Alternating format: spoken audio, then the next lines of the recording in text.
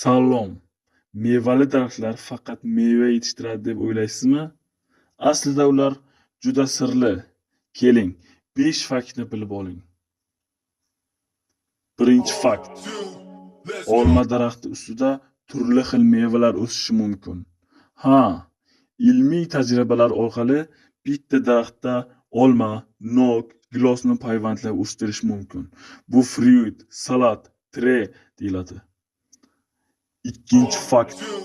Gilos daraxti gullaganda yaponlar bayram qilishadi. Yaponiyada gilos gullagan fasl sakura deb ataladi va millionlab odamlar bu go'zallikni tomosha qilishga chiqishadi. Bu tabiat bayrami. Uchinchi fakt. Ba'zi palma daraxtlari 100 yildan ko'proq yashaydi. Xurmo va kokos palmalarining ba'zisi 120 yil yashaydi. Demak, ular bizdan uzoq yashaydi. To'rtinchi fakt. Shaftoli daraxti stressni kamaytiradi.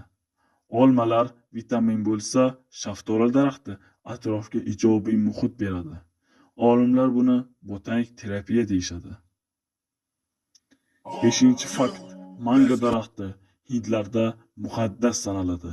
Hindistonda mango daraxti hayot daraxti deb e'tirof etiladi.